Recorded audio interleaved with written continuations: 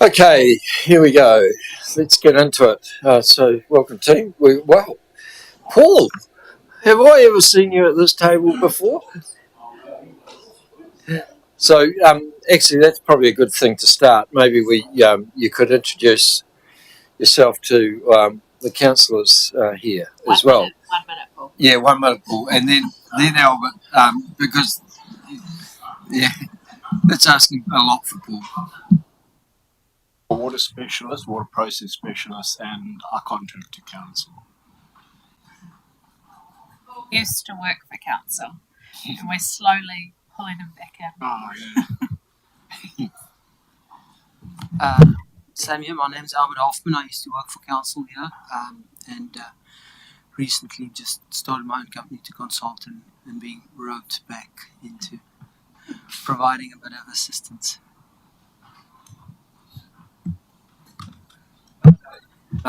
So, all right, Daniel, in your hands. It's all right. I was quickly going to say these two brains over here discovered or helped block the leaks, water leaks. And how many millions of litres did you save us? The first big one, we found leaks about a million litres a day, but when we finally implemented the whole system, we probably got to about 2.5 million litres a day out of the total 9 million litres a day. Yeah. And Paul is also famous for solving the water issue at Foxton when it was discoloration. Well, brown was the word, wasn't it, Paul? It was ugly. Yeah, muddy. But yes, and probably saved this council many thousands of dollars by finding that solution as well. Okay, sorry to interrupt, Karo. Where you go? It's quite all right. Thank you. So before we start, this presentation is in your portals, so you can see the detail a bit more clearly. So we are at the fourth of 5 workshops before Christmas about the long-term plan amendment, and we've come a long way since that very first introductory workshop. Today we're into the detail, and so we have a number of people here to help provide the detail. And we're looking at what could fill or what could be left out of these different sized envelopes. There's several different components to today's workshop that we will cover. I'll start with an outline of where we need to get to. We'll then Daniel will lead the discussion on the Three Waters Activity Management Plan and budget in more detail. This will include what's driven changes from the long-term plan, life of investment from improvements, and narrative around key water projects.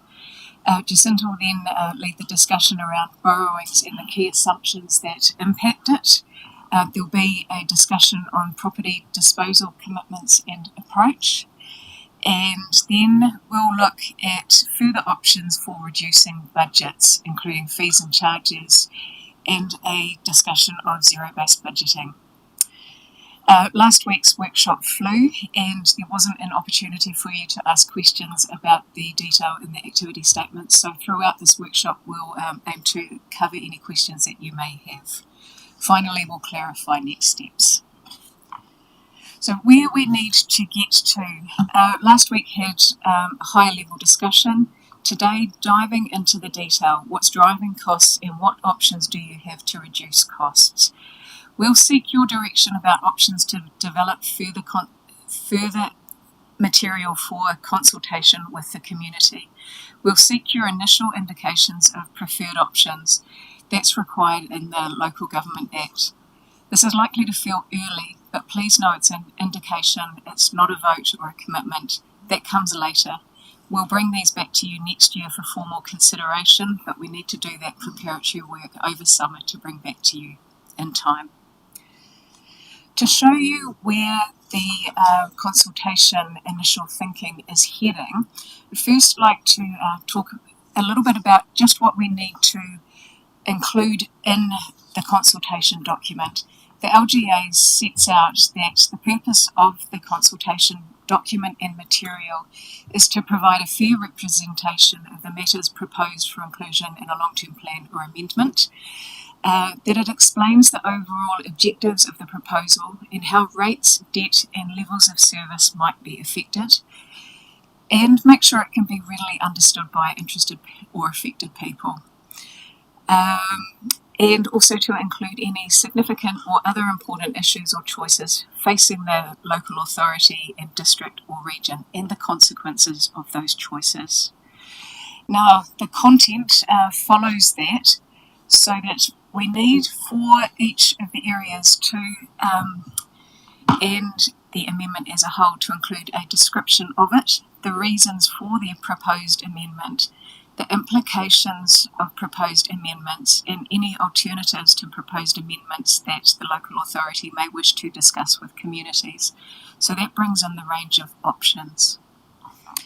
Looking then at where we're thinking about consultation material, be a package which starts with the introduction, the background and narrative, our key challenges, and explaining the big picture of the three main parts of the consultation. Then looking at breaking it down into a section for each of those. So, a section for key water projects, landfill and rates review. As a quick recap of the key challenges, population growth, ageing infrastructure and renewals, and managing the impacts and uncertainties of three waters and other reforms. That block impacts particularly the key water projects, future of the live-in landfill, and then affordability issues impacting and influencing our affordability and rates review. Council's costs are increasing at a faster rate than many incomes in Horowhenua. We have the impacts of historic low rates and deferring of work, and to find the most equitable way to share the cost of providing services to our community, while looking for innovative funding and delivery solutions to enable us to affordably deliver infrastructure required. The narrative, the big picture that we are working with, is a situation where we as council, a weather-struck region, are in our own perfect storm. We have assets reaching the end of life. We need more capacity because we're growing as fast as forecast. We've had frequent severe rain events pushing our system to and past capacity. In addition, Levin's landfill's future needs to be determined now for several reasons, including the greatly increased cost of delaying it. Previous councils committed to keeping rates low. Some of this work was planned but delayed to keep rates lower. Affordability has long been an issue for our district, as many in our community are on low incomes. But all decisions have trade-offs. They are trade-offs. Those decisions have meant that work delayed to keep rates low is now urgently needed, and there will be costs. We have to deal with that. Council doesn't control many parts, such as insurance, interest rates, inflation. But Council does determine how our rates are spread, and so how fairly the payments are shared. Horowhenua has the highest increasing proportion of rent and mortgage payments as a percentage of income. So this adds to the affordability issues that already existed in our region. To continue to be responsible and address our severe affordability issues, worsen through the cost of living crisis, Council can ensure that rates are spread more fairly across our community. As a council, we have big issues to resolve, hard choices to make to ensure our community continues to have fundamental services they rely on daily. These decisions can't be put off. So that's the first part that we're proposing of the consultation document. Quickly through the key sections, which also lead us into the different parts of today's discussion. We'll have a key water project section, which will provide more information about the assets and current situation. What are the options available to us, to you, including the benefits and costs, and to identify Council's preferred option. The landfill, an explanation of why Council is consulting again. Many will wonder what the options are, including benefits and costs, and again to identify the Council's preferred option. The rates review section. We'll detail the current rate spread as a percentage of income using some of the information Jacinta has already shared. Again, what the options are, including benefits and costs, and to identify the council's preferred option. So with that, I'll pass over to Daniel to take us into the Three Waters section.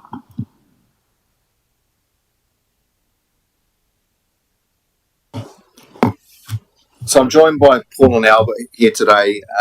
The context around their involvement is they've come on board in the last couple of months, driven off the back of the Three Waters transition process, where we had to, by the 28th of October, signal what that next 10 years looks like for our investment profile. The opportunity that's now presented ourselves is, as we look to what that means for our community. I've almost termed Albert the gatekeeper of that Three Waters CapEx spreadsheet, so he's had his head in there, an intimate knowledge of a number of the projects, and Paul's been working quite closely alongside him in some of that blue skies thinking and optimisation. So that up until today, that's still a work in progress, but how we're going to present it to you and test some feedback on that this evening before going out and developing into a consultation document is a number of programs where the first program and option is effectively the Three Waters transition, to say what should we be doing, and that was the question asked by government. We responded by saying we should be investing another $110 million over the next 10 years into our water infrastructure. The second option that we've come off with, and we'll talk a little bit more detail around what the key differences between the 110 and the 70, is really what needs to be done, and that's a situation that as engineers and experts we're pointing to saying we should be doing this. It really needs to be done. There's a number of risks and assumptions that help build up that difference. And then the third option, which we are testing and we want to run through to provide some context this evening, is around option 3, which we're calling meet the budget. So if we were to say over the last 2 years we've experienced significant escalation in costs, we now have a lot more certainty around some of these projects and increased costs around some of our key pieces of infrastructure to the tune of $110 million. What do we actually need to do to wind that back, and what would have to drop off our list, and what would have to be put in place in order to meet the budget effectively? So what I'll start with is running through what's went to the NTO, and this is part of a presentation that we provided a couple of weeks ago, and I might actually flick over to Albert just to provide a brief summary around what that current LTP looks like, and he can talk a little bit through each of those projects.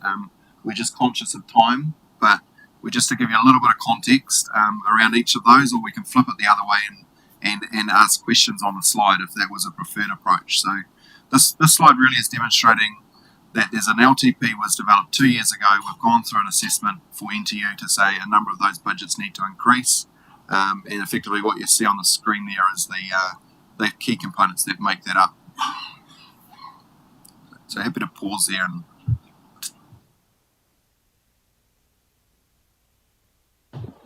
really want to stimulate a little bit of conversation this evening around what's made up in that, and perhaps in these options where we start to slice and dice, but it's just something that there is an opportunity while we've got the wider team here this evening. If there's questions around some of those projects that are currently planned, that we can provide some further detail in terms of what the scope of those and the lifetime of the asset and the like. Daniel, just a quick question in terms of, you say over 10 years. Looking at that list there, obviously the wastewater treatment plant in Levin should be done probably within the next 5 years rather than 10 years. So the major bulk of that cost is going to be in that initial 5 years rather than the second 5 years. Is that am I reading that right? Yeah, a large portion of it, and it was certainly there during the LTP process 2 years ago that a large portion sat in that 5-year window, and there's obviously an affordability that has to be managed in that process, and there was a lot of smoothing was put in place to meet that. But you're correct, a lot of that is in that first 5-year period.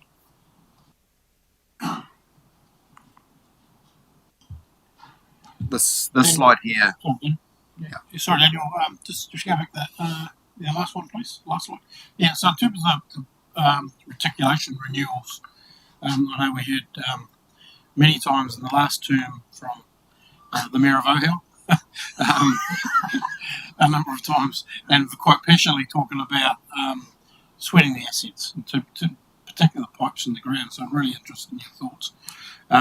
Because, and for part of the reason, of course, was that we normally budget so much to do and never achieve that. How does that factor into your thinking here? Is sweating the asset something we have done because of perhaps not being able to depreciate as much as we should be? And what's the cost of that? And is it a realistic approach for any council to do? And because I think one thing Wayne always talked about was that we're not having those, don't seem to be having those catastrophic collapses of the infrastructure because we haven't replaced it on time, sort of thing. So just to put a bit of context around that, if you could. So just to reiterate, the three options.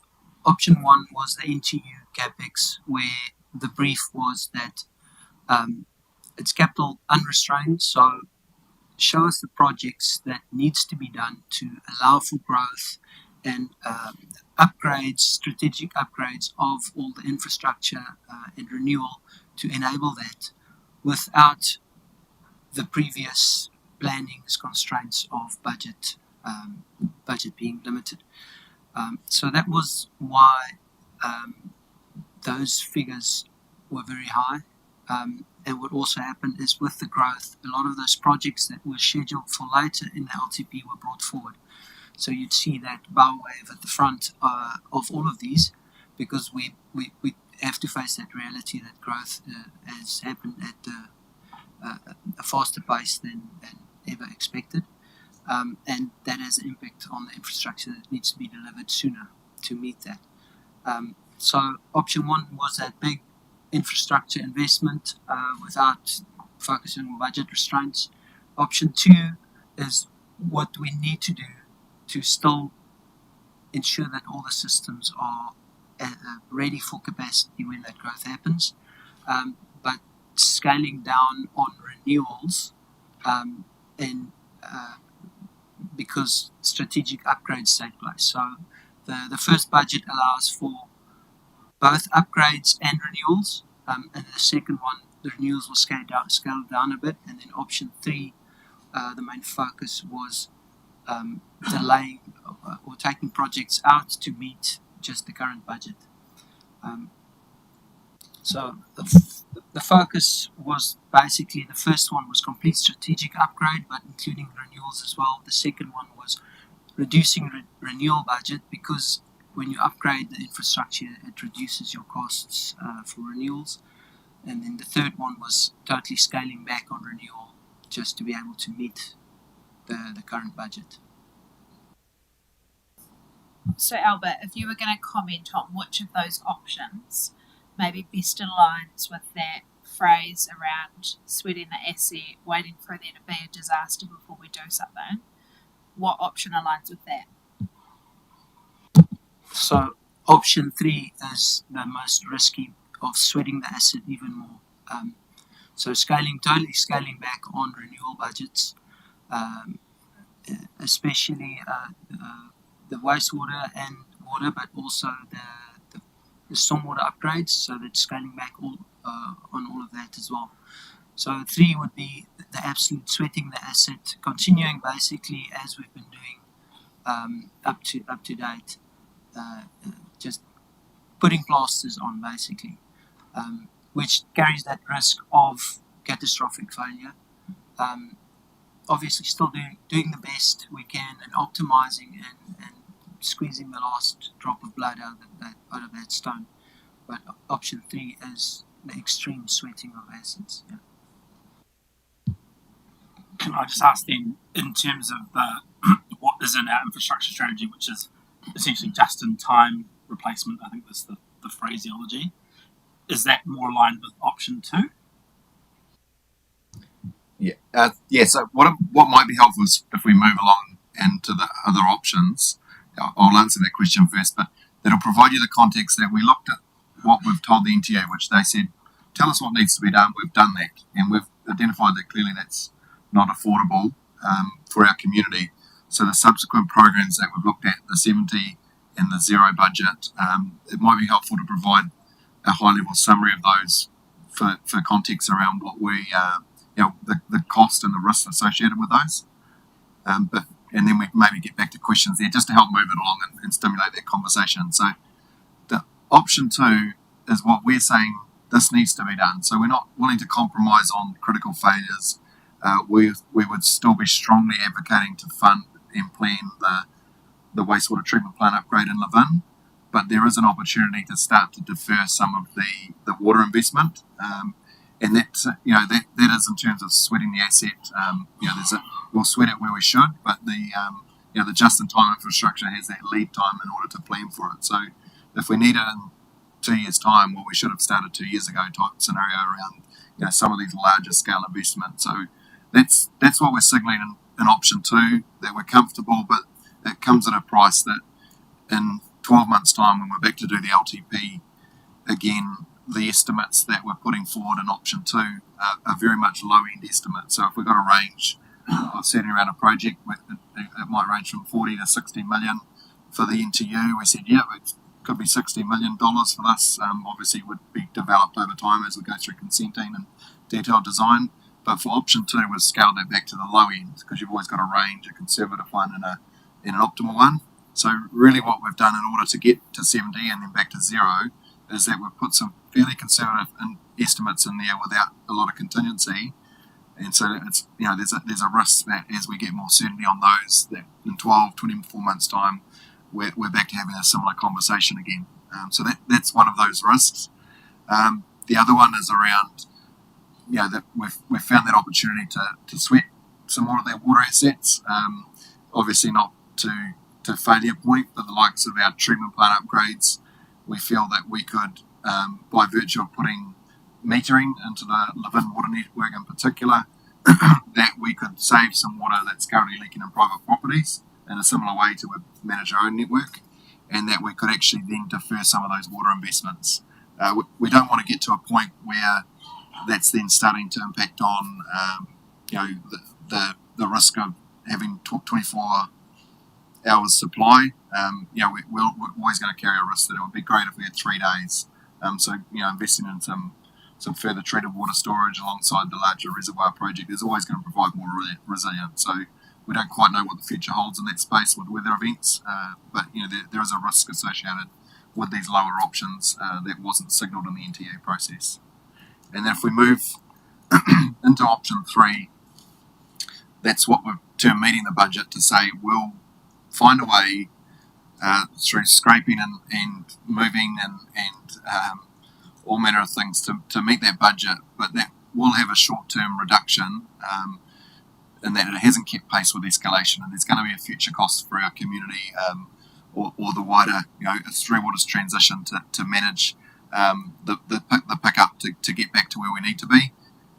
We'll continue to plan and request further budget for the Levin wastewater, so that's a bottom line that even under this option we'd still be advocating for that project to carry on.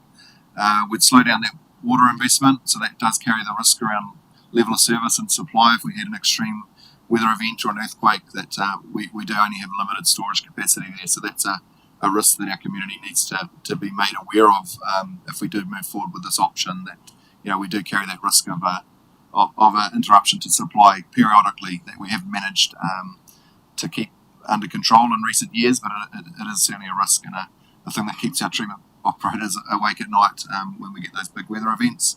That would be no further stormwater investment. So off the back of the winter weather events, we've signalled an additional $1 to $1.5 million per annum investment in stormwater, and that certainly wouldn't be possible under this option.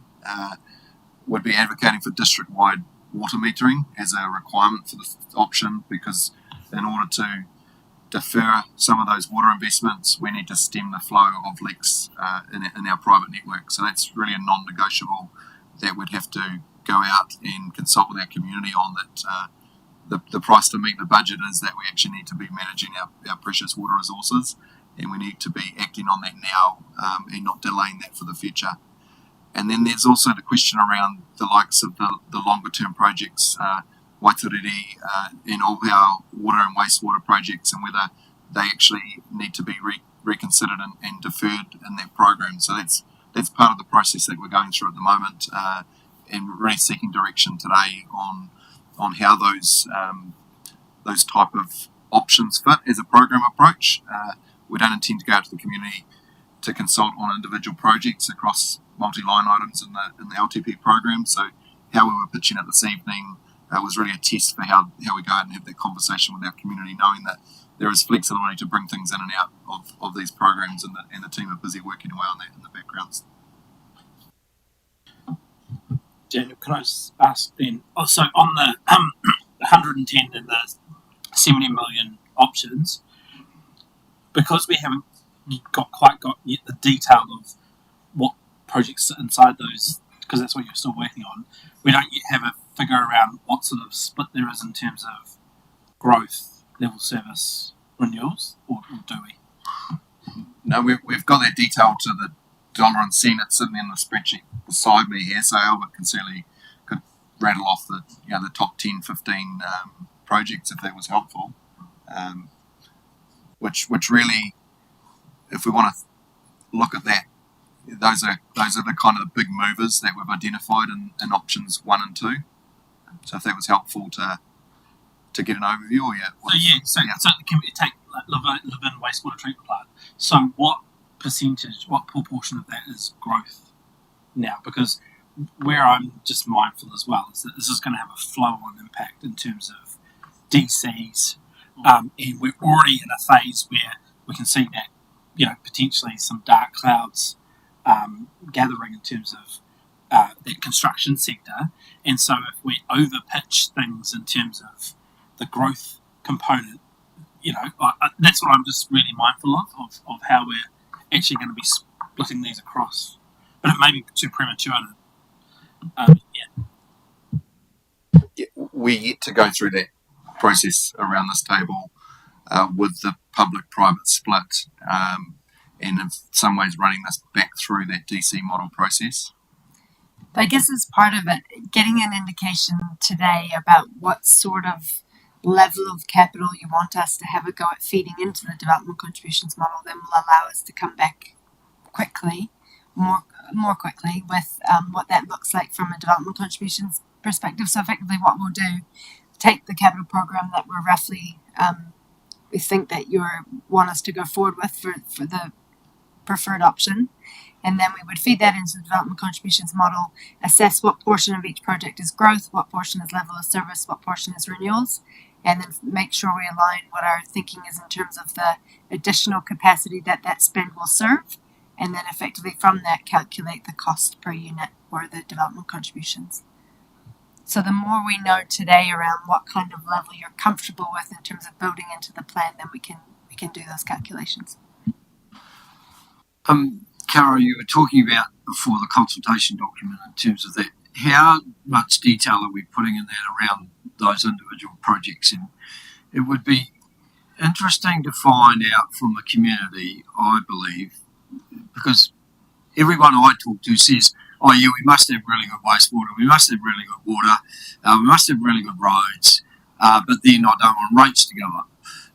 And so the reality is that we somehow need to understand from them what are they prepared to sacrifice, or are they keen for us to continue the level that we are doing, and understanding what the impact will be on rates, because I don't think they sometimes correlate the two.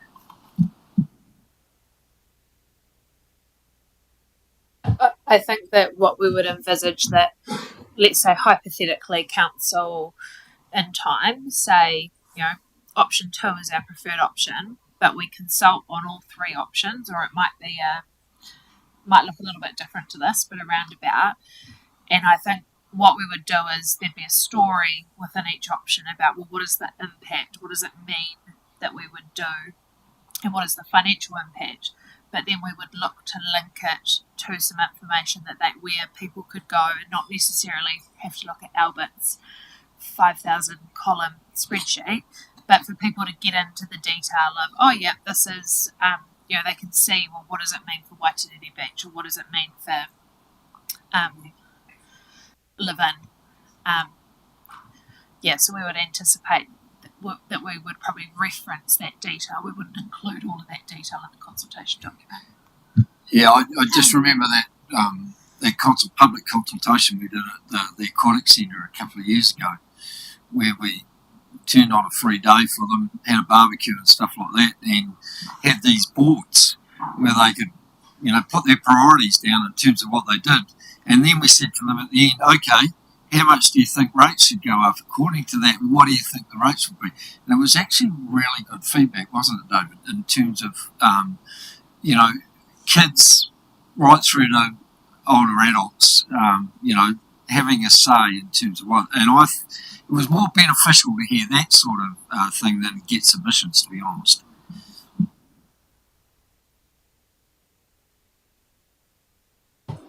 Yeah, I think you've summed it up well, Monique, in terms of the level of detail we can provide that. But this evening was really about trying to get the direction around what those options look like in terms of an overall program budget. And certainly option 2, that $70 million range, is signaling there's an increase.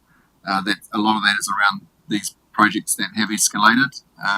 But we felt that from a engineered perspective was a reasonable approach to take. But when we started getting into option 3, that's not even keeping pace with escalation. We're effectively going through and slicing whatever we can and or deferring, and we'd come back with a full and conclusive summary of that.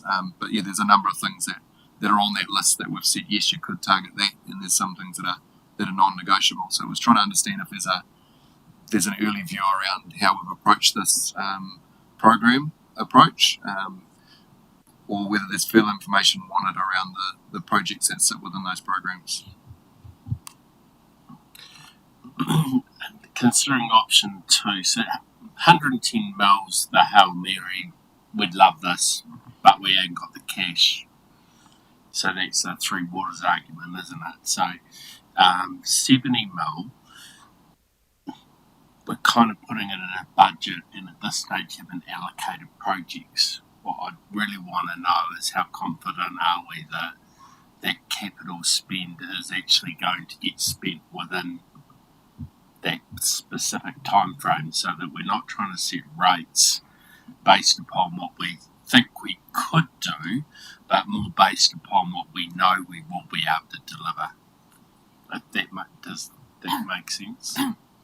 And maybe just kind of before Daniel answers that about what we think we can do, I just want to remind councillors of the context that whether we like it or not, we're only going to be doing it for a year. And then this becomes the job of the National Transition Unit. And the second bill that's been introduced, and kind of even just some things that are coming out this week, gives me more and more confidence that the likelihood of us looking after this from 1 July 2024 is this. And so whether we can do it or not is a little bit, it might not matter, because it's actually the National Transition, it will be the new entity's job. So Daniel, can I just talk to you about option 3? So that has to be included, right? Because it's a status quo option. But the discussion around that surely is, well, our infrastructure strategy and our last long-term plan was set at this, but it was based on, like, for example, in the infrastructure strategy, it said we were going to go away and do master plan for wastewater. So you've done that as part of this process. So we know more now. And same with the sort of the tools for water management, drinking water management. Like, we've done some more thinking about that. So, like, even though that's a status quo, there's a different context now because of Three Waters as well, but all of the stuff that we've done since the long-term plan.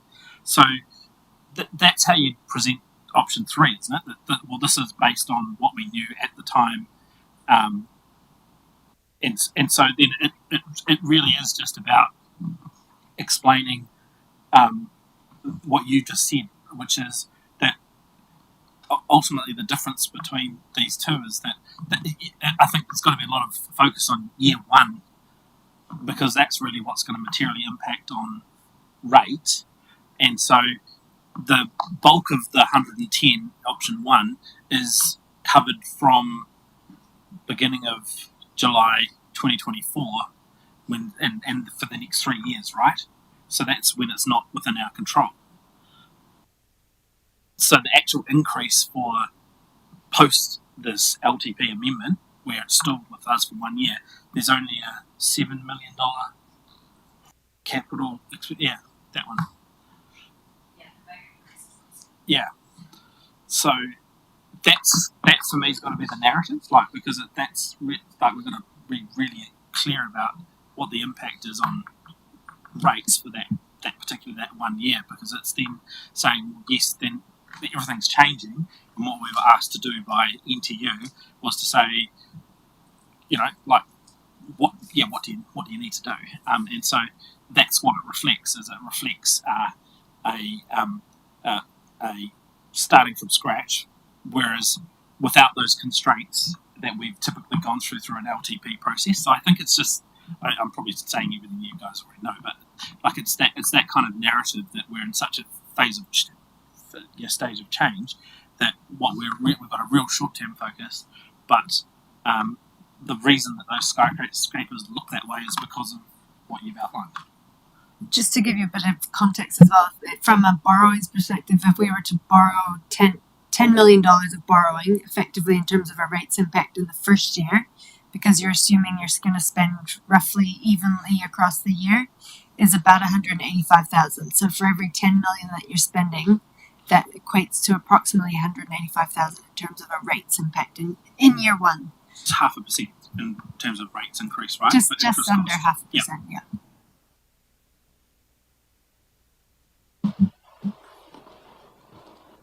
Just to really answer that question around delivery, it's going to take quite a significant amount of effort and momentum, both internally but also externally with our contractors. That it's only been over the last 12 months that we've started to get that confidence, and we've started to see those local contractors really leaning back into council, some of them having their focus outside the region.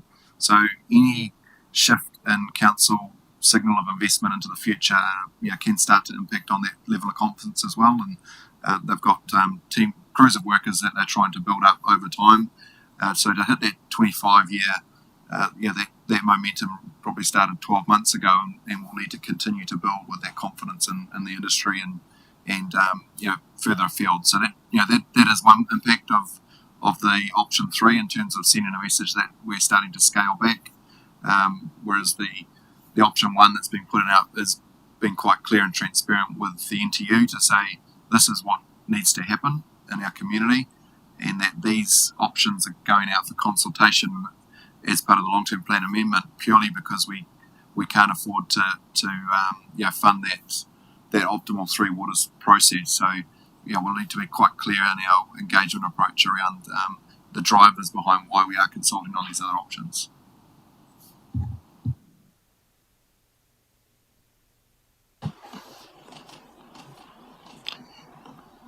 So if I get this right, basically we're talking about setting a budget with those 3 options for 1 year, because after that there's no way of knowing what the funding arrangements will be, or who's going to pay for it, or how they're going to pay for it through a central government.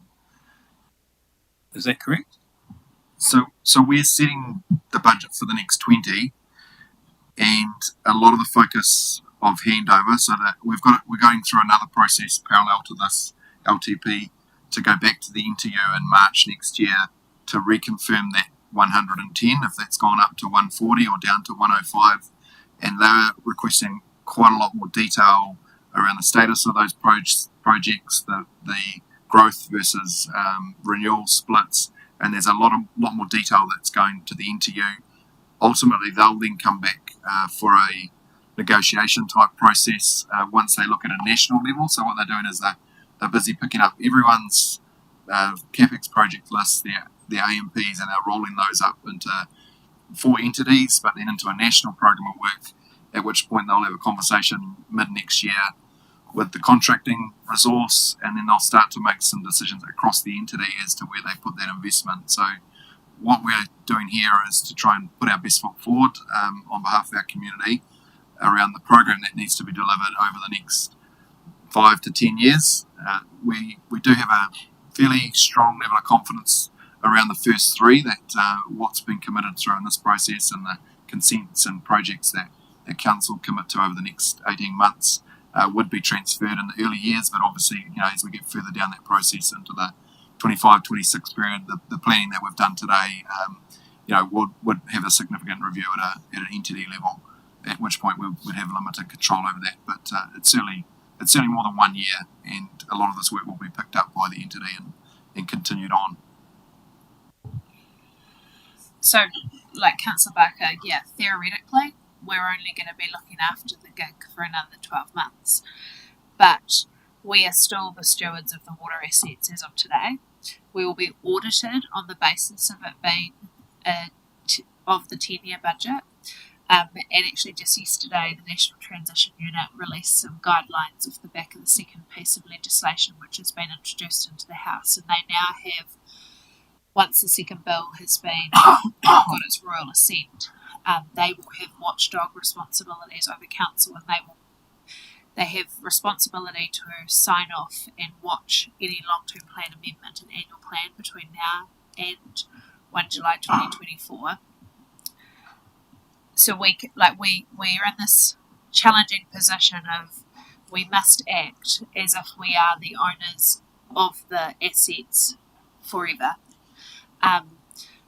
But we realistically know that we will only be the owners of these assets until 1 July 2024. So on that, Malik and team, how do we then, through the LTPA, explain to our community how this is all going to work? Because one question someone's going to ask, guarantee any one of us is, okay, if you bugger sign us up to 110 mil, what noose are you putting around our neck? Because don't think your rates might come down from council, but you're going to pay somewhere else, and probably with the mega entity a hell of a lot more. So how do we tell it? Very carefully. And so, sorry, blood, it's true. And remember, I'd love to think I told you I had all the answers, but we don't. We don't know what the mechanism is going to be for how they fund growth in communities. We don't know whether development contributions are going to be a thing or not under the new entities. We know, based on the guidance that was released just last evening, is that until 2029, and just breathe, we will be still responsible for the collection of the water bills. And so we're in a really tricky spot. And so if I was to give you guidance and advice on how you give us guidance and advice, is you need to focus on what is the right thing to do for this community, but with the knowledge that I can't give you any assurances that post 1 July 2024, the economic regulation that sits alongside Three Waters regulation has not put that national subsidy process in place. So it could be that our ratepayers aren't in a scheme whereby there is cross-subsidisation. So you should act on the basis that the rates increases that we commit to in the long-term plan could, until 2029, be the rates that they pay to the new entity for Three Waters. I think that was my question as well, that we're actually locking our community into a payment scheme that they may never get any deliverables from. But then we have to be cautious in balancing the fact that they may deliver on some of the things. So do we need better prioritisation from you and your team on what we should be locking our community in rather than some of the tables presented now? I mean, can we get better details, better prioritisation of what we should be locking our communities in? And I think that if, like option one, if we describe as the financially unconstrained model, like if we as officers were providing you advice, we'd say council, the most sensible option moving forward is option two. It is trying to ensure that we have met, that we've got the investment required to meet the demands on growth, but also get ahead of what is some pretty scary challenges, particularly in living, around wastewater and drinking water, but not get to the point where we are meeting the $0 budget, and potentially finding ourselves in a situation where we don't become the priority against 20 other communities across New Zealand. But I don't know if Daniel wants to comment on that a bit further.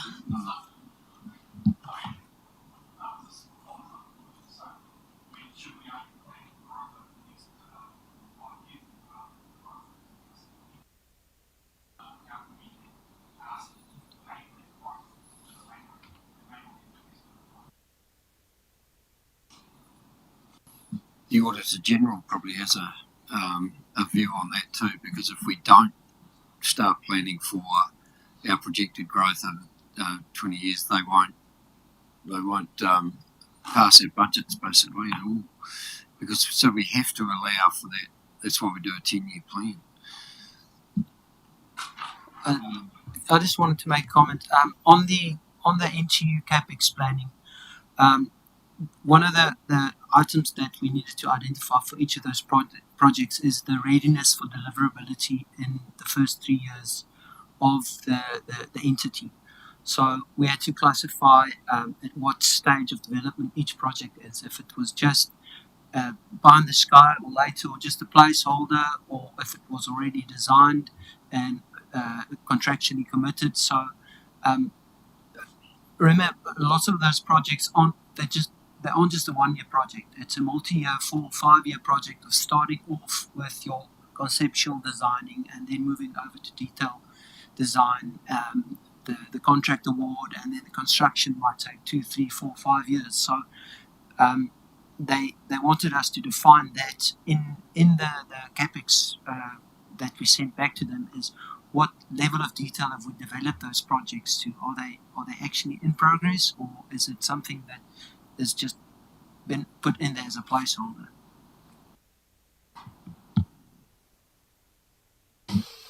Well, that partially answered the question I was going to answer, actually. I'm struggling with this, to be honest. I think, like when I look at when it was presented up there, I feel like they need to be split up, the water reticulation, wastewater, and stormwater, and presented to us in a format that shows us priorities of what's required for those scenarios, so we know what work needs to be done. But then, even prior to that, I think I've already shared here at the council table, when do we get a chance to blue sky as a community? Because I don't think anything that we're looking to deliver here is going to appease our community. I just feel like it's band-aids on everything. That's how I genuinely feel. If you were to go out to our community today and say, do you still want a wastewater treatment beside Lake Orowhenua? I can tell you now what the answer will be. If you were to say, do you still want your wastewater sprayed over Matakarapa in our cemeteries? I know what the answer is going to be. And so I just feel like we're actually not moving in the direction of our community. You're looking for land-based deployments of waste. I feel like, when you say things like park up stormwater in option 2, I just look at the impact that's been going on around our district. So I don't know how this works, but what I do know is that if we're not putting our best options forward to government, then what are we trying to deliver to our community? And I just think these fall short. So that's all I'm going to comment. I don't believe that this is actually working towards what our community want or need. And if central government are going to be all over us on this, so be it. But this isn't fixing what we need fixed. Kia ora. Just touching on it, just like I understand what you're saying, but I guess as a council and for good governance, we have to be able to justify to ratepayers how we're going to pay for it. So I guess in the short term, we still have to meet and carry on the status quo as if Three Waters isn't coming along, or So that's the hard one, but it's having that mix that's going to deliver, but also be affordable.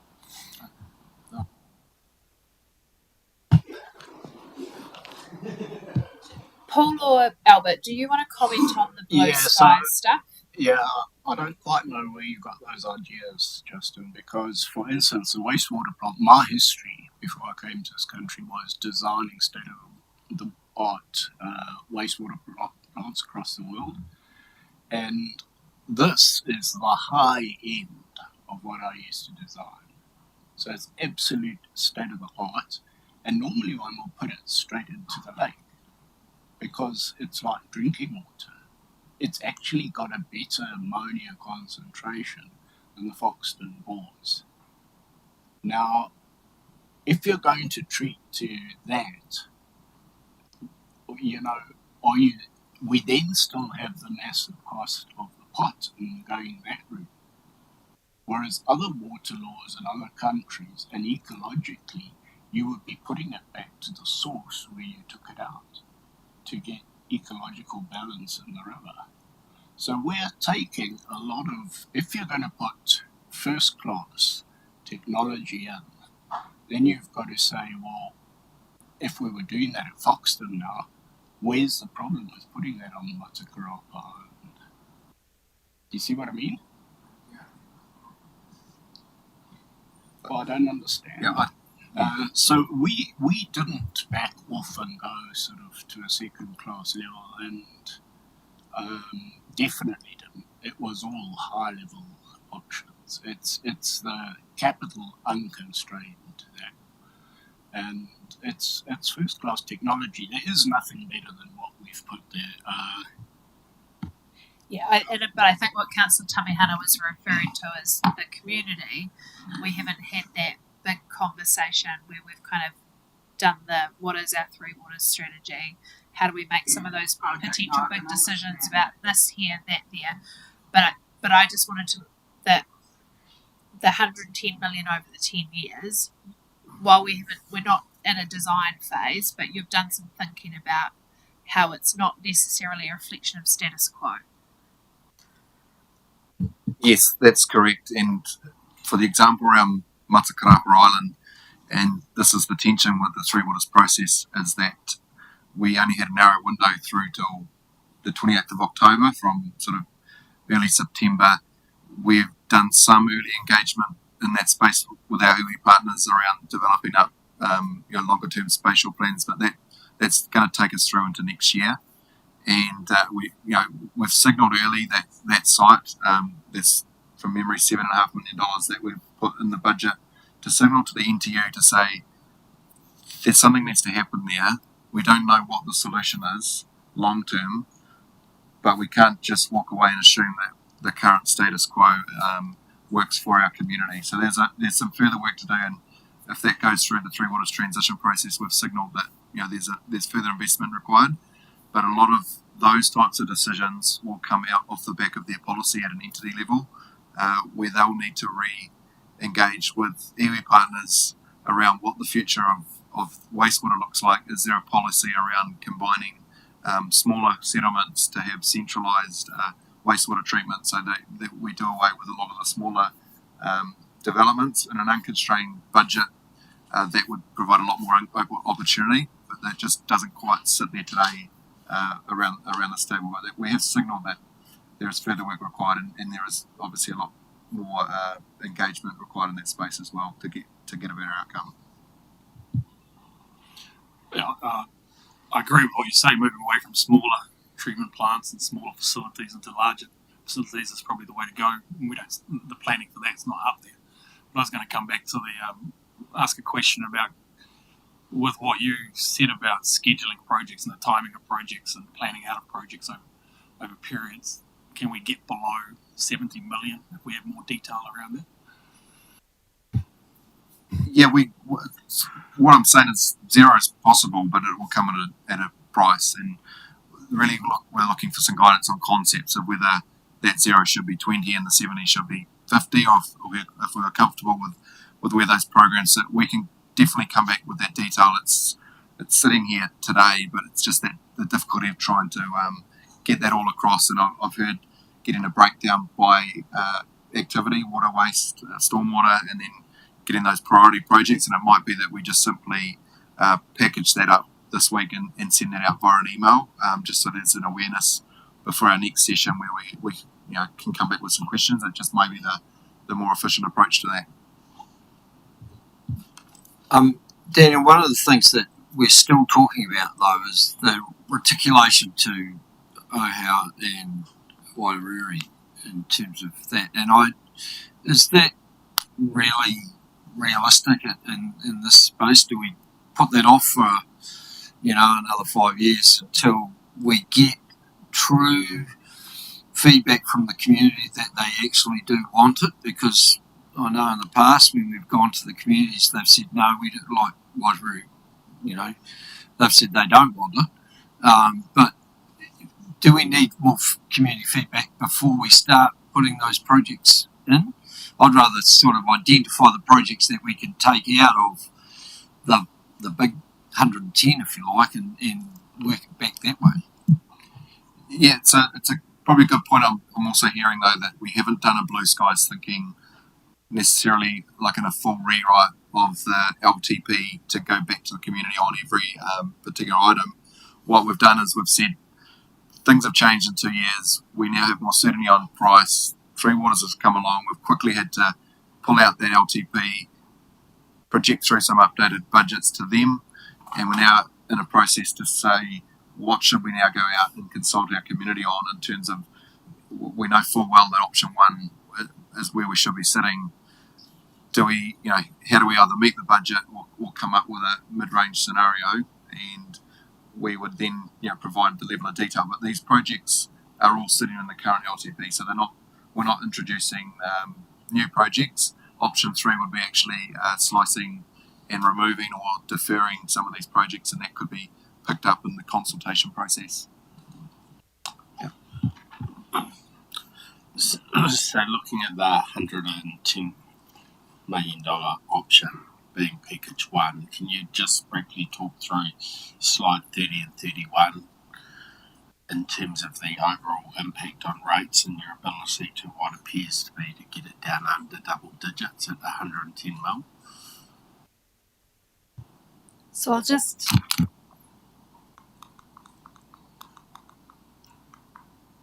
So in terms of this profile on borrowings that you saw last time, that gives a view of the 110.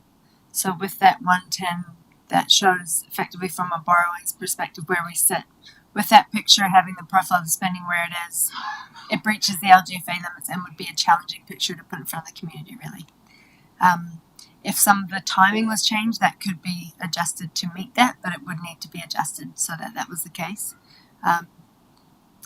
In terms of option 2, and I've only shown it for a 10-year perspective at this stage just to give you a view, but this is effectively the $70 million option.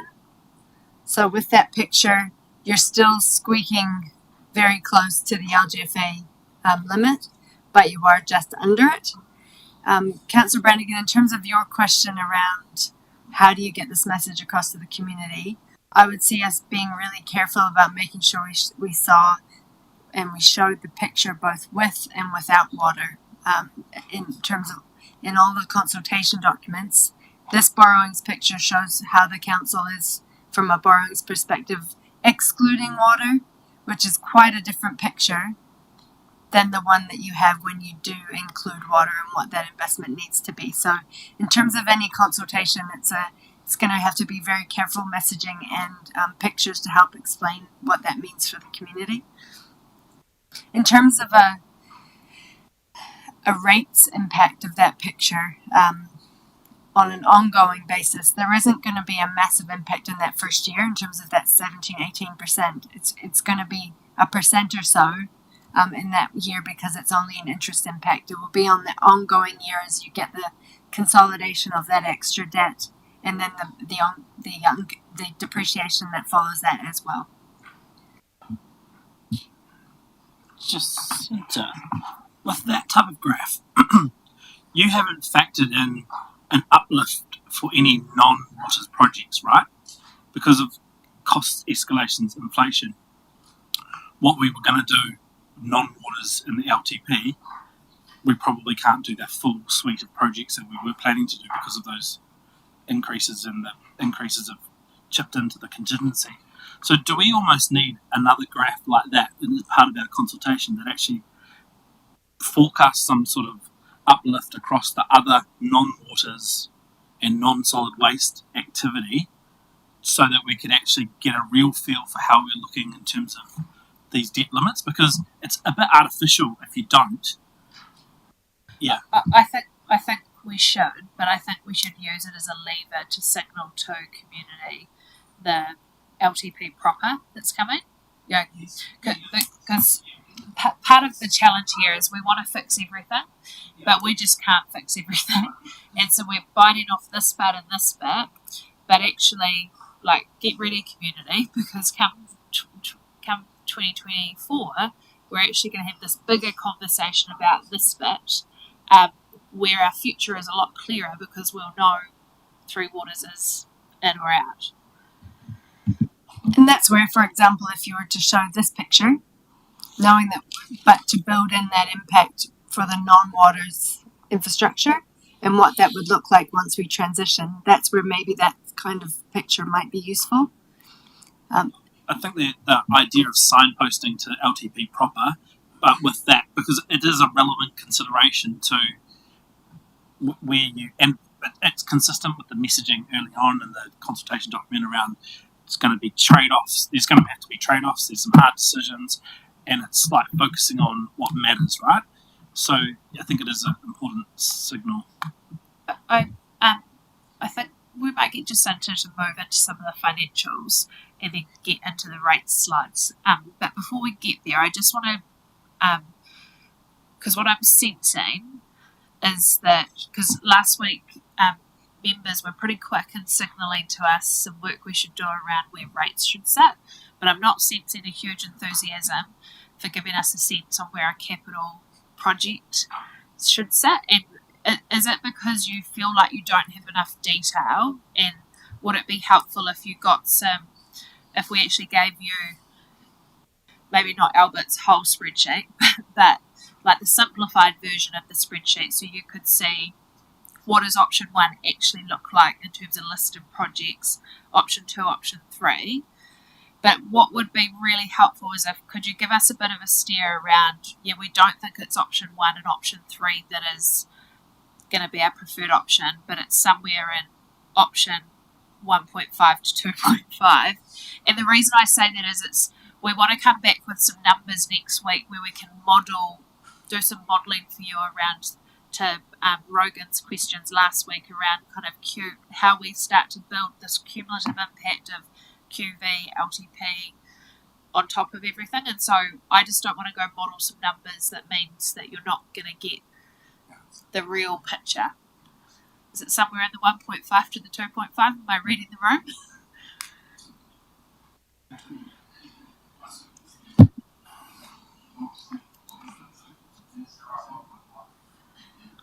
Yeah, just for me, Monique, I guess it's knowing the consequences. So if you're choosing, say, 70 million, then what does that look like when it's broken down as far as rates?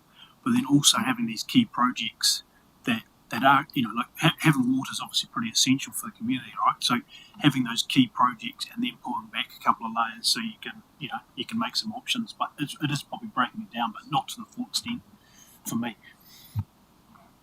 Yeah, I think it's the interaction between the two, the capital projects versus the thing, and you'll see that Jacinta's made a real great budget calculator rate spreadsheet thing that I'm already playing with. I fucking love it. So I think we should probably just get some of those capital projects into that. Yeah, it's allowed in standing orders, I can say that, yeah.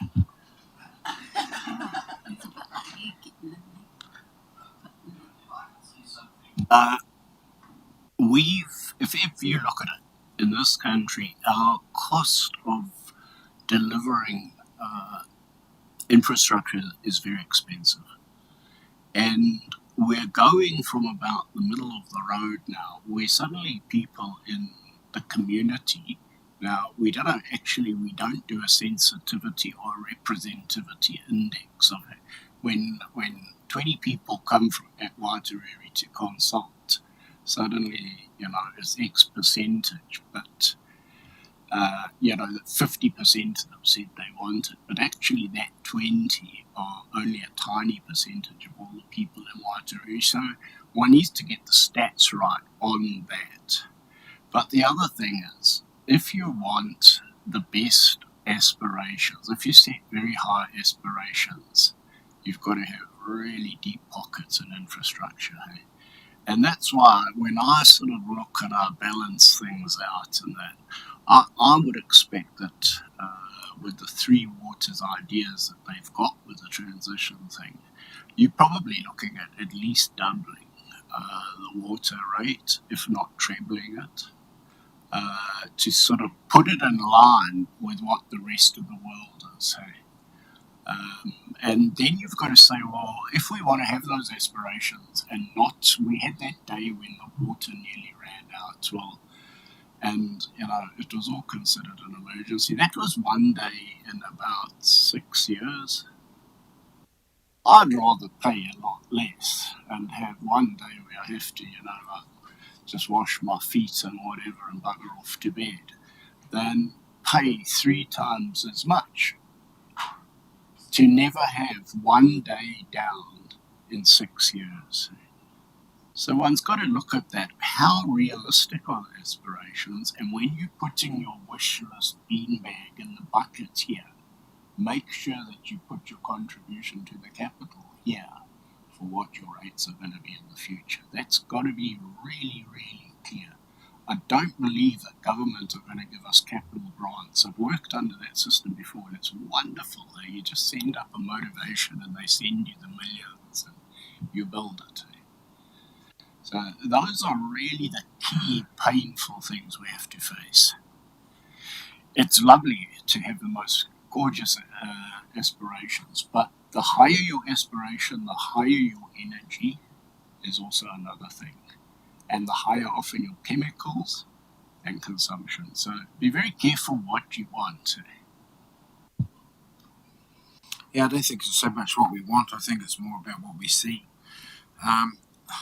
Look, I know one of the reasons. It's interesting when you talk about what residents want and what people want. And I know for a fact that Waitariri, there's been many surveys over the years about reticulated water out there, and majority of the people that live here don't want it. The people that want it are those wealthy people that come and build in places like Wairau Rise, and all of a sudden they need to have 24-hour showers. And then, one of the considerations for our community when it did come through that area was we knew that by having reticulation out the beach meant everybody along the way would end up paying for it, even if you didn't connect to it. There's those conversations that occur. Then there's another thing that we're saying, why do we want these big fresh, these treatment water plants when actually the community is saying that why haven't houses got water tanks and providing their own water on their properties? I mean, we're just moving away from the things that I thought we were trying to get back to. And then I'm going to talk about Hokio. I lived there for 18 years. We had a reticulation system there. The council took it away. Yeah, and so all that community were cut off from a water supply that was there to provide a Crown school, but wouldn't provide a community. So I can sit here and talk to the cows come home about what really happens around here. But I'm just going to share with you that that's what I've grown up with. That's what I've seen. Water meters, man, scares me. So I'll just leave that there. But, you guys have your talks and your scientific stuff, but I'll be the guy on the ground that sees the effect and the impacts on our people and our community and what they have to live with. And regardless of whether rates are higher or lower, they're going to have to pay them regardless. I'm now the president of the Paul Gaydon fan club because I totally am align with your thinking, and that whole just-in-time replacement and also accepting a level of disruption or level of risk is certainly the conversation I've been really keen to have around this table for some time. And just looking at the long-term plan, I mean, our numbers that we had around unplanned renewals are so low. So, there was never really that appetite to actually say there will always be a level of unplanned renewals, and how far do you want to push it? And so I think that's one of the difficulties I have in terms of giving an indication around the envelope, is that you don't really know what's inside the envelope. You've obviously got some pictures of, there's some big projects, which are distinct projects, but it's more those general buckets of money, so like renewals, where you go, well, what does it actually look like? What are we getting for our money? What does the prioritisation look like? And how far can we push this? What are we willing to sort of, let maybe just see what happens? So I think for me, at that level of detail, which is not checking every dollar and cents, but getting a sense of, particularly inside those general buckets of money, what is actually, what's on the horizon, and certainly in the first couple of years, and then beyond that, they're placeholders, I guess. We'll come back by Friday with that breakdown by option.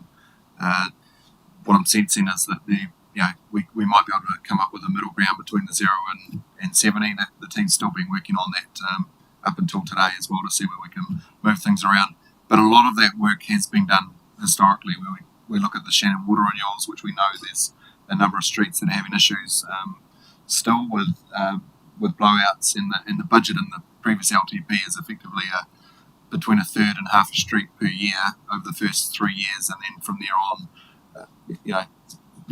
maybe one water lateral per street. So there's some work to do, and part of the relook with the LTP proper might be to go to a more business case approach, but there's just not that opportunity, through the LTP amendment. So it's very much using the LTP as a base, but we'll come back with the detail around what's included.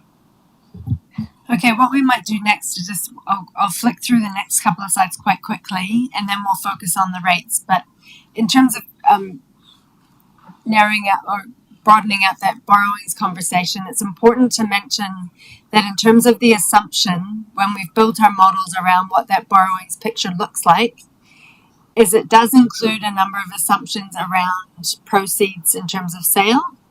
In the last long-term plan, this gives you a picture.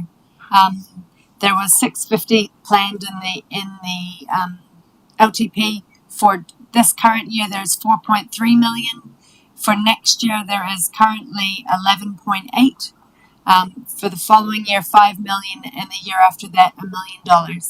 So there are some pretty significant assumptions built into the current long-term plan around property proceeds. They were signed off by the last council as part of setting the long-term plan. But what we'll do next week is we'll talk through those assumptions in more detail. We'll probably go in committee for a little bit, just so that we can discuss the detail of what properties make up those assumptions and give you the opportunity to ask any detailed questions at that time. It's important with these assumptions because if there is a change in thinking around that, then it gives us the opportunity to make sure for borrowings that we're building in the appropriate number and making sure any impact that has can be factored in.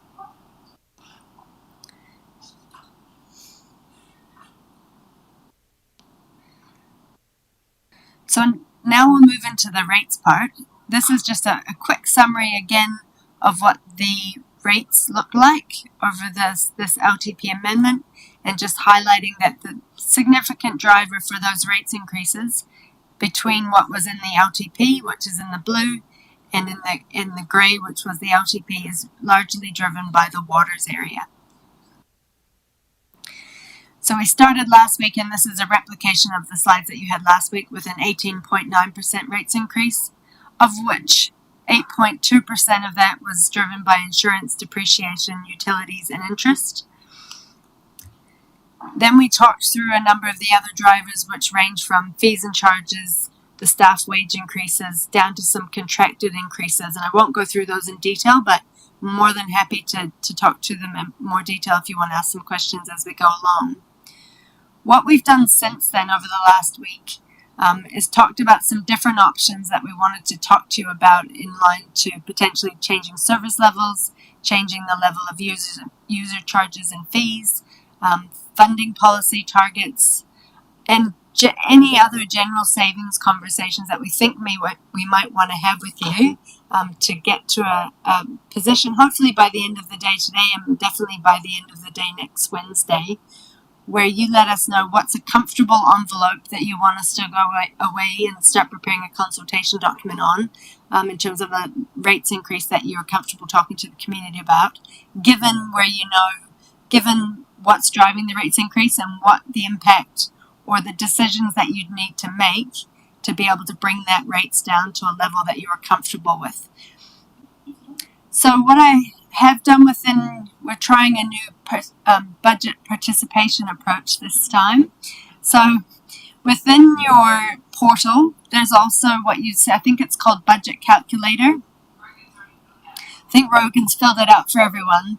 But effectively, what it does is it works through each of these different options that are on the screen and gives you an option to, within your own column, indicate whether you support or don't support these different options.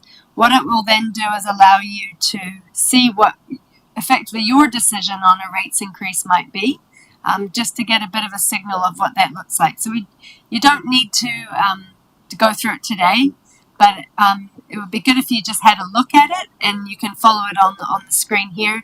But it just gives you a chance to see for yourself in terms of some of the decisions that you might want to make. So what we'll do is we'll talk briefly through each option, and then we might circle around at the end and get a bit of a sense from the table of comfort levels, if that works. So these are ones that we talked about last week. One of them was around funding any increases in the Three Waters through borrowing, so not impacting any increases that we saw in the Three Waters operational costs through rates, but choosing to fund it through borrowings in the short term. So that would cut a significant portion out of the rates, 5.4%. One thing just to mention before I get into it in detail as well is once we kind of get a steer on some of those things today, as Monique mentioned, what we will do is we will build that into a model to come back to you at the next meeting so that you can see for Councillor Takapua, you mentioned the example properties, so that you can see for the example properties that we normally would show in an annual plan or an LTP, what does it actually look like given all these options and models and the revaluation increase and some options in terms of a rates review? What does that mean for the 10 households that I want to actually have a look at and see? So if there are any particular houses or properties that you would like to see included, feel free to let us know, but we'll use the example properties that we normally include, and we'll also give the impact on the median property for an SA1, SA2 level across the district as well. So you have lots of different examples in terms of what those increases are. For example, because Three Waters, from a rural perspective, won't impact them because they won't pay wastewater. So there will be differences across the district. Another one we talked about is through the financial strategy setting, we made a decision in the last LTP to slowly increase the level of funding of depreciation so that we were fully funding by year 5. This proposes to reduce that change down for next year by a third. Another one was around assuming the capital program reduces by 10 million to 37 million. So as we talked about before, that's the 185,000 in terms of an impact on rates from the saved interest. Increasing staff recoveries. So we did note in reviewing our budget for the first time, there are some areas across the business where we haven't quite recovered the same amount as we usually would to capital projects. So we think that's a reasonable change that we're happy to make through part of the budget review.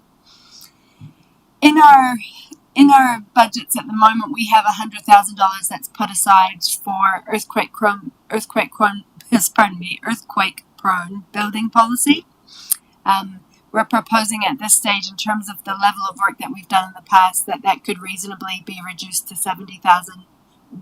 by 70,000 to 30,000 for next financial year. The next ones are where we start talking about fees and charges. And you'll be able to see some graphs shortly that show sort of how compliant we are in terms of our revenue financing policy. But with resource consents, they currently, in terms of the budget, there's been no assumption in terms of fee increases. So at this stage, we're proposing that it would be reasonable to increase fees by 5%, and you'll see in a number of cases we've proposed that through this budget. As well. Jacinta, sorry, can I just ask, have you tested whether these are compliant with the public-private splits? Yeah. Just to help out in terms of the thinking. So at the moment, this gives you an indication of the level of private funding, the two dots. We have a range of between 60 and 70 is the target for resource consent applications.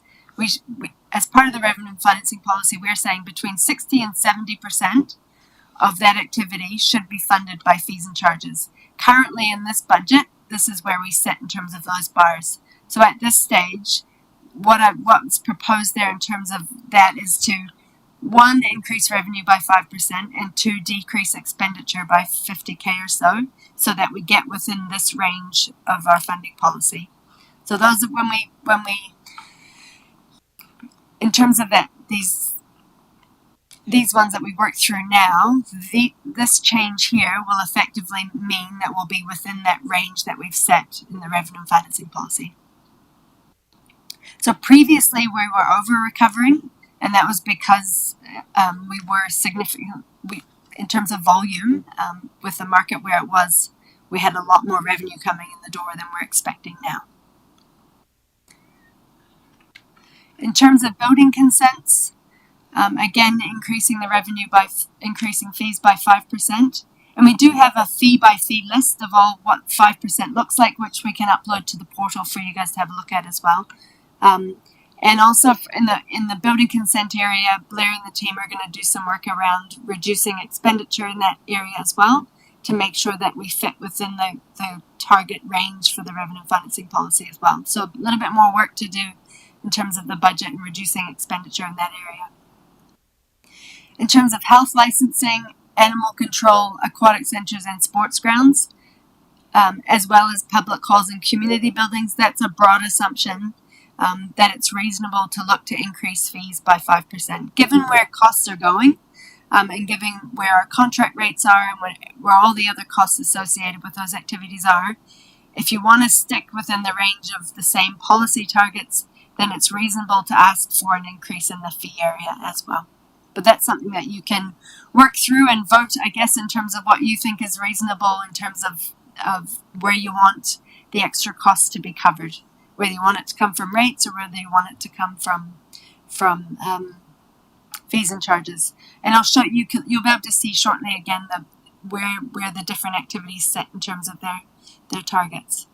So if, for example, we were to take all of those changes, that would land us at approximately 9.1%. So we've called that, in the interest of grouping things up, package 1. So that gives you an indication of what that first bit looks like. Does anyone want to ask any questions at this stage of that lot?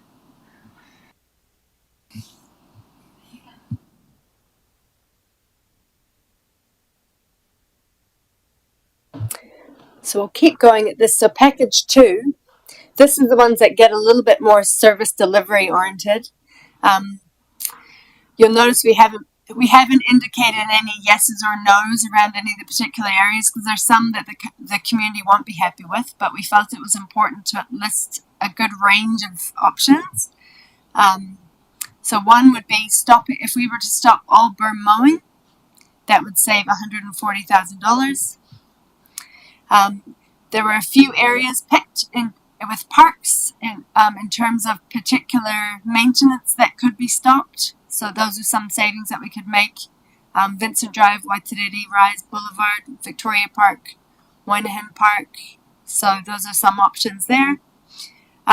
In terms of the E-plan, we talked about that coming in, because with the district plan we fund the majority of it through borrowings because it has a benefit over 10 years.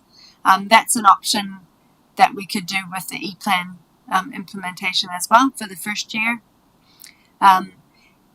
In terms of economic development, we currently have just over $200,000 from a level of funding in our budgets that's not specifically related to the contract that we pay Horowhenua Company. So with that, there are some options that could be discussed around within that budget. There's an option. There would be an option to have no contestable fund support for events in 23-24. That was the assumption of what some of that funding would be used for. Alternatively, $25,000 could by reducing the work associated with continued support and promotion of the new Horowhenua brand. So within that as well, one point to note, and David may want to jump in, is that with the recent approval of the Better Off funding, we are getting some more funding in relation to this area. So from that perspective, we have rated for it. We have some benefit coming in from the Better Off funding as well. The last one is in terms of the blueprint. So effectively, reducing the budget by $50,000 would mean that we would have no funding towards the blueprint implementation, and use 23-24 to focus on currently funded projects like the Vintown Centre and district plan changes. And just remembering as well, in terms of the Better Off funding, we do have an additional $2 million, I believe, coming in for the Vintown Centre as well. Any questions on that one before?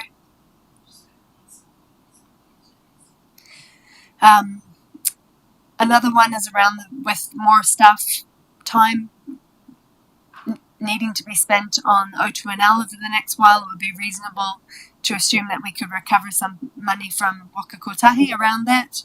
And as well, currently in the budget is $155,000 that's being built in for the Levin Aquatic Centre business case. So at this stage, we could make an assumption that some of that could be funded through borrowings, as it's a long-term project. So package 2 would take us down from 9.1 to 7.8. Can I just emphasise the point that those list of ideas, like staff didn't want to put those ideas on that list, so don't interpret that as, oh, we don't want to have park or we want the blueprint funding to go. It was us really genuinely trying to put some options on the table and also to try and give you a sense of how, if you go back just into burn mowing, is that conversation with the community worth 0.3%? So to try and put into context the impact of dollars to the impact of community. See option 3 soon, package 3, where we've got some other options, but we want to hear your ideas. So package 3, I think, gets a little bit scarier. They all get scarier as you go along. We haven't come up with an option 4, but I have left quite a few lines in the model for you all in the budget calculator for you to come up with your own option 4s as well, if you'd like to. But in terms of, we currently have $400,000 in the budget for community development funding. So an option would be to remove all that for 1 year period. Another one is that the council could seek that the council put in a savings target and look to, within its own business, look for options across it to make savings over the year. Another one is around potentially looking to reduce the overall economic development funding by 50%. And lastly, the Wellington Regional Growth Framework. We currently have $70,000 in the budget, and that would mean removing annual funding and no longer being involved.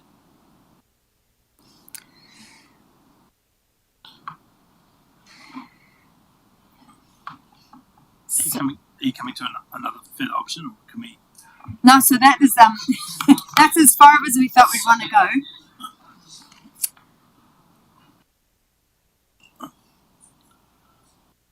So I actually didn't adjust. I can quickly add it at 5.5 or something. Yeah. So Monique, one of the things I was envisaging seeing here was some options around, because I thought you'd signalled it was around some of the community facilities and pulling back on some opening hours. And I understood that was partly because, particularly in the aquatic space, that's where we're struggling with labour, right? So to attract labour, and so those parts of the business where we're already struggling to find people would have suggested to me that that's a good place to potentially look or consider options around potentially pulling back on some operational hours to see what kind of savings that translates into. Because if it's a big number, then great, but if it's a small number, again, it's why bother. And so, to be honest, that's part of the reason why it's not an option been put there, because when you start to do the numbers on closing for a Sunday, or closing later in the, by the time you get into the different rosters and it's not actually that much money. A lot of our money doesn't actually sit in labour in those facilities. It's the ongoing operational costs. It's certainly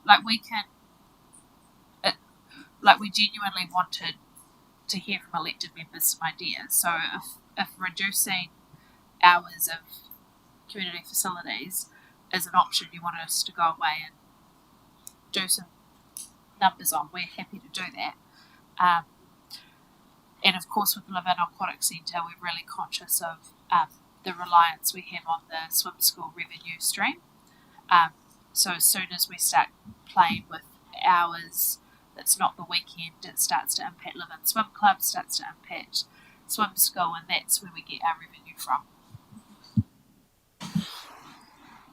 In terms of Three Waters and staffing, their contract's basically from 1 July 2023. Are they? Or just really conscious this is a public workshop. Right. So I'm not trying to.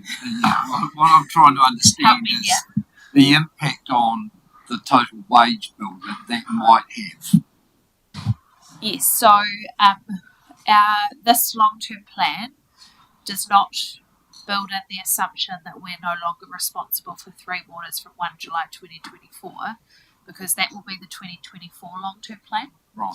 So the 2024 long-term plan, when we build our budgets, we'll be building it on a premise of what will our organisation need to look like from 1 July 2024, which of course will require us to review our operational design and our labour cost. But yeah, this makes the assumption that we're still delivering Three Waters.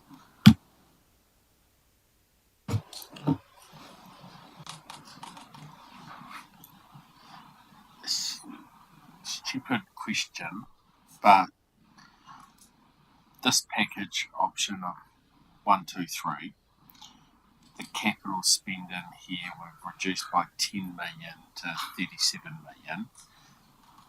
How does it correlate back to the envelope size discussions we were having before about the 110, 70 and nothing? Probably from that side, the original year one had $47 million in terms of a delivery. So that was 110 was based on delivering 47 million in the first year.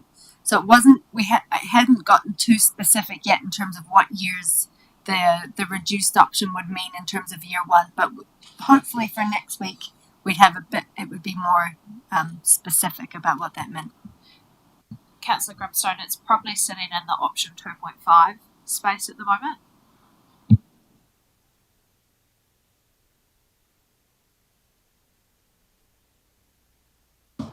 Probably, but one thing that I was keen to do just before we wrap up is just make sure you're familiar with what you've got to work with, because I think it's important that over the next week you can play around yourselves and get a bit of an idea of what you're comfortable with.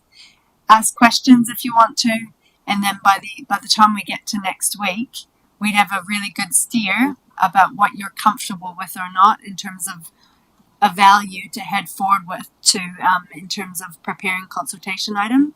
It doesn't mean at all that this is what you're going to vote on, but it is just giving us an idea of what you're comfortable with. So if it works okay with you, what I might do is just, when Grayson's ready, is we might flick over to looking at what's in your portal, give you a bit of a sense of what you need to work with, and then so within your Councillor Chukapo's got some questions. oh, pardon me, sorry. Oh, could you go back? I think it's within package 2, that list. Yeah, there. Some of those, for example, burn mowing, unless I knew where they were and the purpose of it, like let's say if it's sat in the roading budget, or maybe it's in property, or it's for beautification, like the purpose of it therefore determines, you know what I mean? Because at the moment, just my on the ground knowledge of it is that it's not equitable the way burn mowing is done. And are we all paying for that, or just those, you know, like streets of the community that gets done? Like, because if it was purposeful, I wouldn't even, I'd put it, you know, leave it. But I don't know the detail necessarily. And 0.3% is quite a lot compared to these other options. And, you know, you could keep some of those and just do that one. Do you know what I mean? Like, not for making sense. So it's weighing these things up with the information. That's fine, and we can come back with a bit more clarity about exactly what that covers. In package 3 there, in terms of the community development funding, does that mean we don't support neighbourhood support, community patrol, all those organisations that we actually fund, and we take our grant money away as well? Okay, that's it. Correct. So, simple question. In terms of what we're trying to achieve, if you're looking at, I'm looking at the top of the spreadsheet here around Fund 3 waters increases through borrowings, slow reduction, unfunded depreciation, debt fund by a third, that sort of stuff. So some of that big stuff, if you packaged up, say, 2 or 3 of those big things, and then build an example of what that would look like, because otherwise, I mean, there's a lot of stuff in here which is all good because it's all part of the overall thinking. But to me, funding the stop boom mowing, if anything's going to get a councillor lots of phone calls and next is parks and reserves and being unmowed and looking unkept and whatnot. You know, that's the sort of stuff that ends up biting us, of course. You know, and the funding, the savings is minimal. So targeting, basically what I'm saying is targeting 2 or 3 of those major things that we can take some of the heat off that thing, to me makes a lot more sense. And so that is essentially your package 1, Councillor Brannigan. Yeah. But we were really mindful that you'd, rightfully so, that the guidance you'd given us last week was come back with some options within that 5 to 10%. Yeah. And so it was important that we put some things in front of you that showed how we could get it down. But the reality is, in this attest to the message we gave last week, which was before we even get out of bed, just because of inflation and interest rates, we're sitting in that 8% mark. And so getting it down to 9.1%, that's a fairly painless, when I say painless, like there's consequences for it, right? But there's not a level of service cut there. No. But when we get into package 2, we are talking a level of service cut, because for whether it's inequitable or not, for those people who currently get their burn mowed, their burn would no longer be mowed. I'm trying to think what else was an option 2. For those people who utilise those particular parks regularly, that would be considered a drop in level of service. For those associations who rely on our contestable events fund, not having that fund available will be an impact to them. So they're all options available to us. Yeah. And I think probably your point, Councillor Tukapoa, about that additional information is make sure we give you some information so you can help understand the consequence or the purpose of that funding originally. Just following on, just a quick side question, really. In terms of burn mowing and stuff, that's sort of harmonised rating. That's right. The cost of that's harmonised across the district, isn't it? Yeah, it's not a direct. Yeah. targeted rate. It will be general. It will be a general rate. Yes, everyone will be contributing in some form. And again, I know we're a bit down in the weeds here, but and I may have missed it because of last week, but why are we talking about stopping boom mowing, stopping maintenance? Why aren't we talking about, lessening the regularity or whatever? I mean, I instance Victoria Park, for example, which is a shocking waste of money.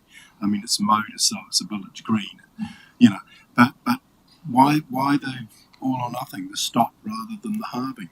Do it half as often or whatever. Does it do it?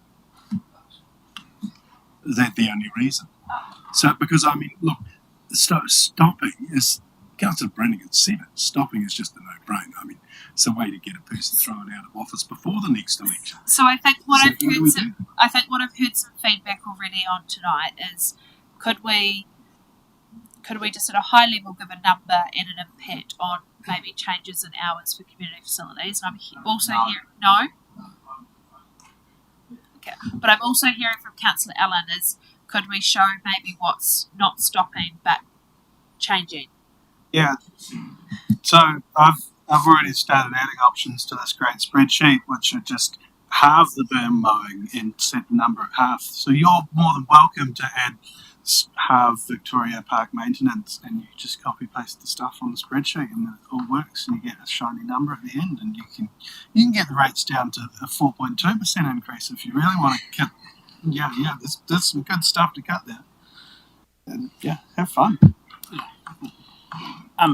Jacinta, I'll maybe to email you after, but I'm really keen to see an option 4 or 5, whatever you want to call it, which is around debt funding 1 year of Three Waters depreciation, a round figure of say $2 million, with that then being the catch up being over in the following 5 years, because I have a strong view that although that's a short term fix, it's manageable and it deals with addressing a number of these small gains in one fell swoop. Yeah. We'll model that, and I just want to remind Council that the National Transition Unit now have legislative powers to be our watchdog, and we'll have to approve those plans, and we're happy to fight for the cause of Porowhenua, but they might fight back. And look, happy to do that, because it's, from my perspective, and happy to talk about it on the night, but for the same reasons that we did it during COVID, we've got a particular set of circumstances right now where there is massive pressure on households, community, council budgets, and we're going through the LTP amendment process, and so there does need to be that short term. Yeah. Look, I get it. I just wanted to caution the table that I don't want you to think that we're saying, oh yeah, that's easy, cool. I just want to give you a heads up that NTU might push back. Okay. I just want to signal as well that for me personally, and I've always had the stance that I have no appetite for drops in levels of service overall. There might be the odd thing that might be, but I just don't think that the return for what you're taking away from the community, and most of these things are important to the community, whether we like it or not, they are. I just think the return for general drops in levels of service, for me, is just not worth it. Great. So I think probably at this stage, Grayson, if you could just jump over to the other screen, and so we're not going to get into this in detail, but when you open it up within your portal, you'll see effectively the same slide that you've seen that outlines how we get down to the 17% rates increase. Within that 17, we've created an option for each of you to start with 17%, and then to signal for all the different options that you saw on the slides for package 1, package 2, package 3, and then there is, Councillor Boyle has kindly added a number of additional options, which you'll also have the chance to add as well. It's just to signal whether you would support that or not. What that will do is allow you, when you get to the bottom, you'll see there's a few extra options added there, is to see what that rates increase looks like for you, given what you support or don't support. what that will do, if you could spend some time giving your views over the next, say maybe before the end of the day on Monday, is when we lead into the conversation next Wednesday, we'd have a really good steer about sort of the comfort levels around different options from each of you. And we'll have a chance as well to make sure we've got any backup support or additional information if we need it. We've also added in a section for any borrowings conversations. So, for example, the decision today around $1 million for the extra funding for the landfill means that we'll have some extra interest next year around the plane trees as well. The fact that we'll have some more borrowings and some more interest.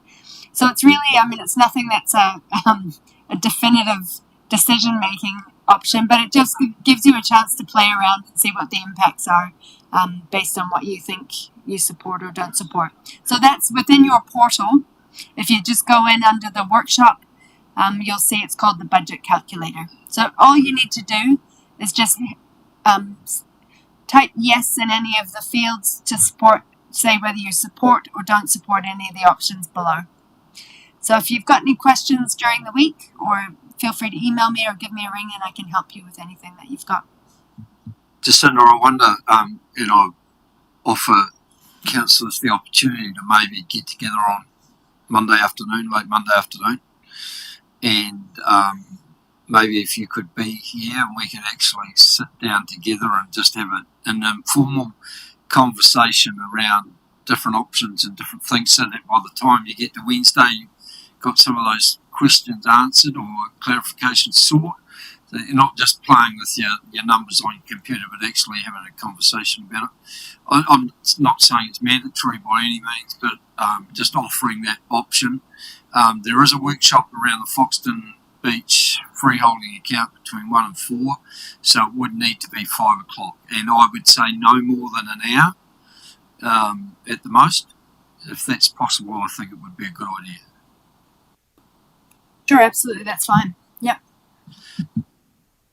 I'll get Sue to put it in our diaries, or make the invitation tomorrow. All right?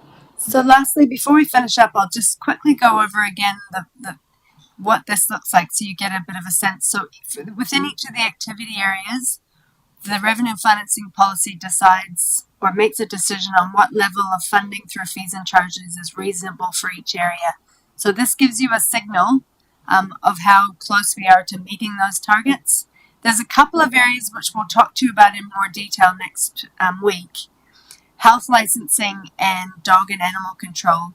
Those areas, Vi and Brent and the team are actually proposing to change some of those targets, and they're really more around legislative change, with, for example, within health licensing, and the way that fees are set in that area. Also within dog and animal control, some of these were based on the way where dog control and animal control, the policy and the actual management of dogs were previously set up in two different activities. So this is more around a change in policy to reflect what's reasonable rather than a change because we have a compliance issue. So they'll talk to you a bit more next week about that one. As well, in the library and community centre space and the aquatic centre, we'll talk to you a little bit more about those ones in the next workshop as well. So generally we're not doing too bad. Community development shows we're getting a lot more revenue in the door. That has to do with the Mayor's Task Force for Jobs, really, with revenue coming in that we wouldn't normally have. Other than that, we're doing pretty well. So there's just a couple of areas which we probably need to refine a little bit over the next while. Commercial property. At this stage, because we've had less commercial property than we previously would, we don't quite have as much revenue coming in the door, so there might need to be a change for policy in that space. And as well around the landfill, we'd expect with all of the change that's being discussed at this stage that we do need to make a change as part of reviewing the landfill activity, because of course we won't have landfill fees coming in the door anymore. So last slide, next steps. So 21st of December, We'll be having the conversation about rates. We'll be having the conversation about the options in terms of the water activity for the capital program and what that looks like. As well, in terms of the rates options I mentioned before, but you'll be seeing what do rates look like given the valuation, what do rates look like given the options that we have proposed and talked about in terms of a rates review, and hopefully what we'll be able to do is build in what that also looks like with a proposed rates increase as well. So a fair amount of information to come, but I think having you working on the model and coming up with sort of your comfort zones and discussing a bit more on Monday will be really useful in terms of getting to a good position on Wednesday. So that probably concludes, unless there's any other questions. So we start at 12 o'clock next Wednesday, and we anticipate to be finished by 5:30, so that because we've got whatever we've got on Wednesday night, but we anticipate, I forget what it was called, the Christmas thing. We anticipate that we're going to need probably those full 4.5 hours, 5 hours focused on the long-term plan. We'd hope to get some more induction topics in front of you, but we're just, like, this is too important to rush through it, and so we've got quite a lot of detail we're going to need to get through next Wednesday.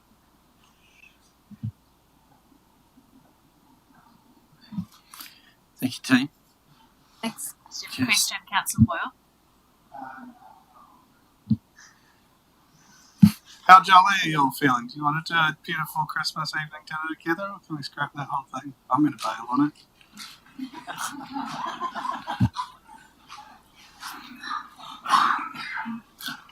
The Mayor and I will be there. Fairly jolly, Rogan. It's also Rogan. It's also